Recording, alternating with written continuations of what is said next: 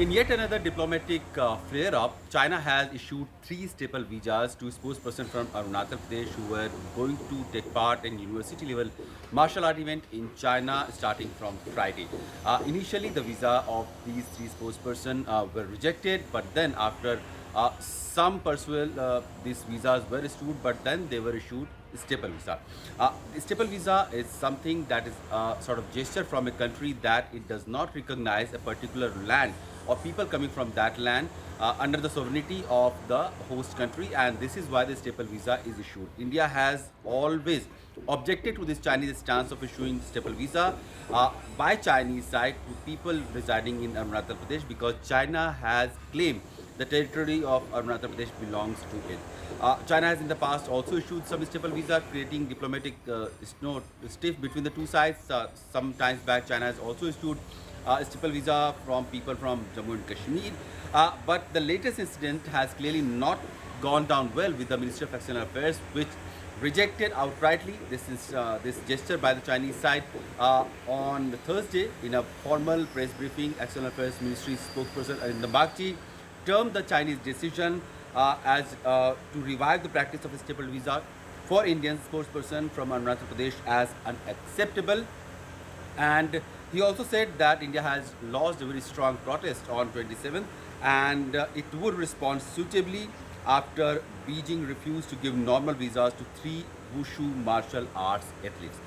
Now India has totally withdrawn and all five martial athletes who were going to take part are not going to China. So clearly that diplomatic tension has taken toll on this people-to-people engagement, and obviously the prospect of these martial art athletes who were going to compete in an international event.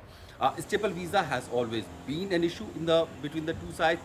Recently, we have seen Chinese spokesperson or Chinese Ministry of External Affairs head Wang Yi, who had met Ajit Doval, NSA National Security Advisor, in Johannesburg on the sidelines of BRICS Summit. He had expressed a keenness that the disputes of the two countries should be put in the right context so that the bilateral relationship be not impacted by one issue, that is thorny issue clearly, and other aspect or other dynamics of bilateral relationships should continue in a very smooth fashion. India has a clear objection to it.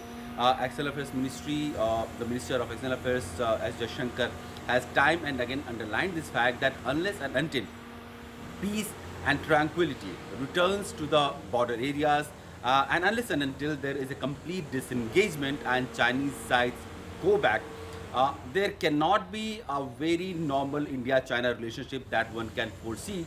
And clearly, border dispute has impacted adversely India-China border dispute.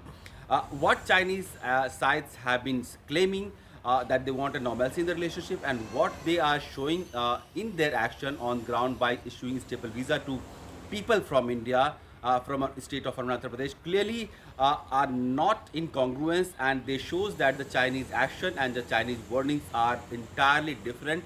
While they do not want they do not clearly want to have a normal relationship because ever since the Galwan clash, we have seen China-India diplomatic relationship just going downhill. The people-to-people engagement has been all-time low.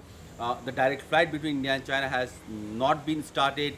Several thousand students who used to study in Chinese university, they have been awaiting visas from the Chinese side, and they have not gotten any permission to attend their colleges. Also, we have recently seen India and China not issuing fresh visa to to the journalists from the respective countries. So clearly, this was an indication that neither side wants to engage or let the people from media fraternity live in each other's country, and an indication also that how low the bilateral relationship, at least in terms of people-to-people engagement, and the level of trust has gone down. And in that context, the latest decision by the Chinese authorities uh, to issue staple visa, which is clearly not a decision by the Chinese embassy or the consulate, local consulate. These decisions are taken at the highest level that a certain individual from a certain country, from a certain geography would not be considered as a sovereign, as a citizenship, as a citizen of that country, and he will be issued a staple visa. Is taken from the highest authority. So it doesn't look like the Chinese action and the Chinese wording on the bilateral relationship that they want to engage and normalize the bilateral relationship with India has any substance, and the whole provocation with the latest incidents of issuing these staple visa is clearly going to give another dent to already low bilateral relationship with India and China.